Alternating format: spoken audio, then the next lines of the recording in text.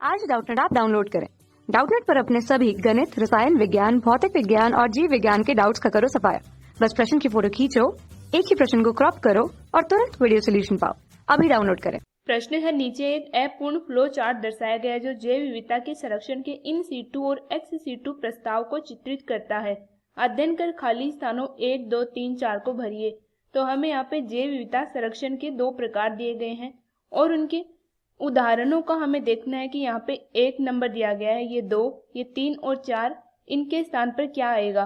तो जैव विविधता संरक्षण जो है वो 2 प्रकार से किया जाता है। पहला जो प्रकार होता है वो होता है इन सीटू संरक्षण और दूसरा प्रकार होता है एक्स सीटू संरक्षण।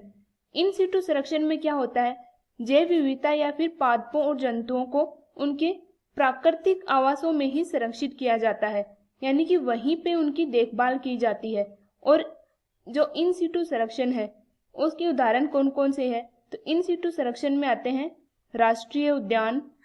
राष्ट्रीय उद्यान के अलावा इसमें आते हैं कुछ झील आती हैं।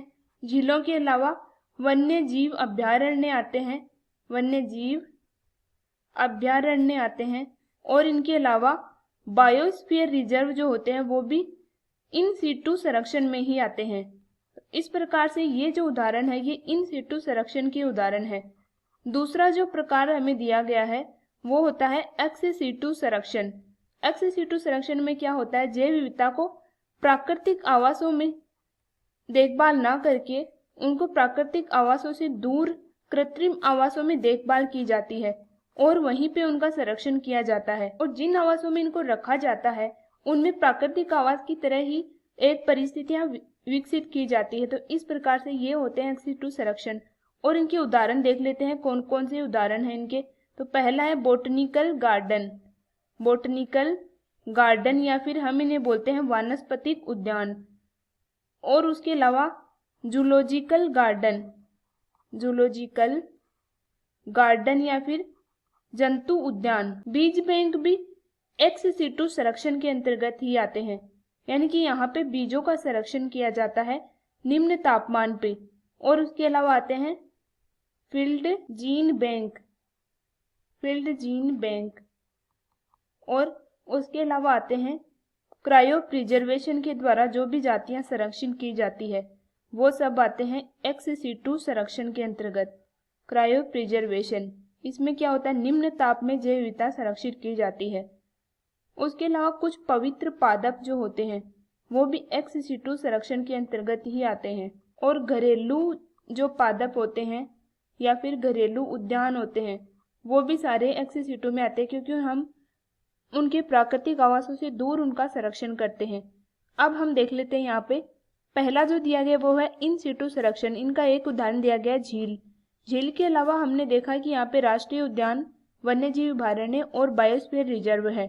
1 नंबर पे ये आएगा। इन दोनों में से ये तीनों उदाहरण आ सकते हैं, लाइक राष्ट्रीय उद्यान या फिर वन्य जीव अभयारण्य या बायोस्फीयर रिजर्व। और एक्स सीटू संरक्षण में एक दिया गया है बोटेनिकल उद्यान, जूलॉजिकल उद्यान। इसके अलावा बीज bank, field gene bank, cryo preservation और पवित्र पादप उद्यान, ये सारे एक्स सीटू संरक्षण में आएंगे, यानी कि 3 और 4 की जगह। अब हम विकल्प देख लेते हैं। पहले में दिया गया है 1 की जगह बायोस्फीयर रिजर्व, तो ये सही है। 2 की जगह पवित्र पादप, तो ये गलत है क्योंकि पवित्र पादप अपने एक्स सीटू संरक्षण में देखे थे। दूसरा विकल्प में दिया गया है 1 के लिए बायोस्फीयर रिजर्व, ये सही है।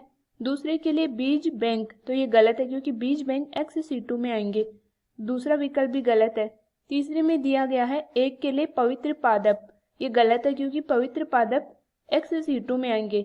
चौथे विकल्प में दिया गया है 1 के लिए बायोस्फीयर रिजर्व, तो ये सही है।